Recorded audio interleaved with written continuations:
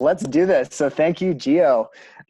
First of all, thank you for the nudge to do this, because I think it's something that it's great to have structure and like a timeline and some, kind of parameters around things. Otherwise they don't happen. So to Right. have like, a month, one a day, 5 minutes, Archangel people, I was like, oh, okay, that's like something to work within. That's very doable and achievable rather than this kind of vague thing. So thank you for, this concrete thing we have going.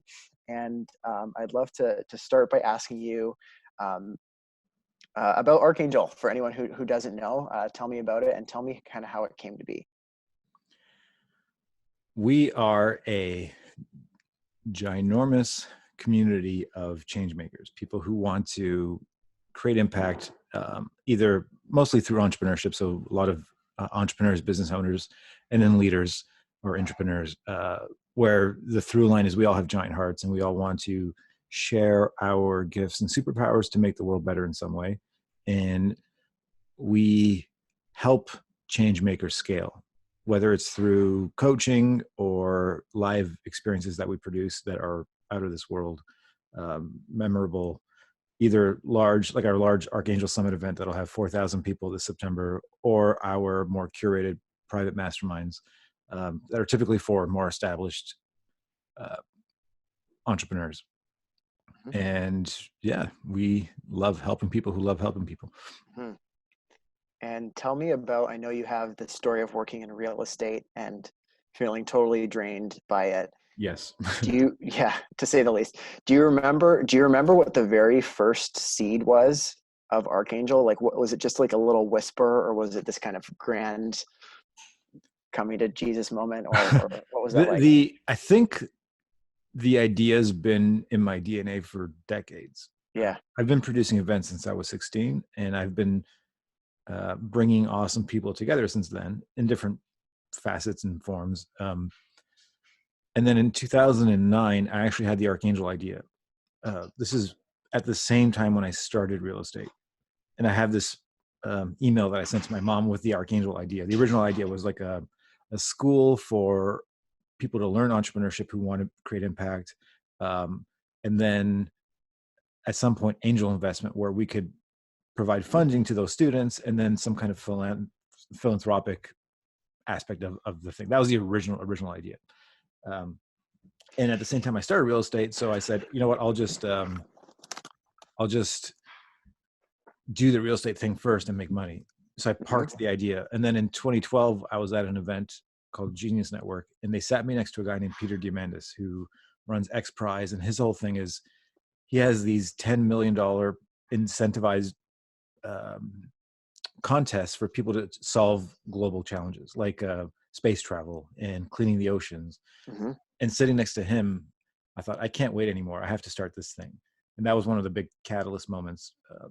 And we launched our first event a year and a half after. But I Mhm. was doing real estate at the time, and I was really um, considered successful, and I was doing really well. But the industry and the work I was doing was not aligned with me. I was helping people make a lot of money, and I was making a Yes. lot of money, and to me that was never my thing. Not Yes. that I'm against making money. I just to me there has to be a mission component first, and then Mhm. making a lot of money fuels that mission. And money doesn't become the mission. It's just Mhm. the tool that you use to create the impact. So I'm Mm. totally cool with making $1 billion as long as I'm helping 1 billion people. Yes. Yes. And is there any kind of, asking this for myself for sure, Yeah. some kind of mindset thing that you had to overcome around making a difference and making money and having those things go together? Because for myself and maybe others, there's this feeling of you have to choose. Right.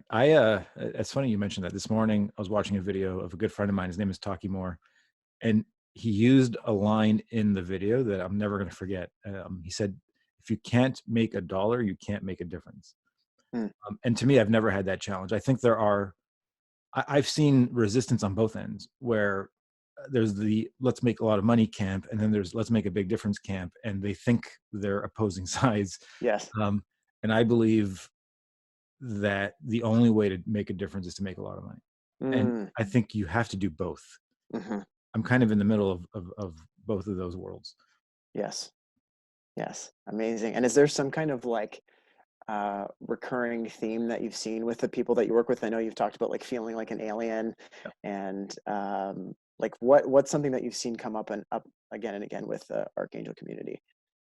I think the more established and successful and further down the entrepreneurial path you get, the more isolating it gets because, Hmm.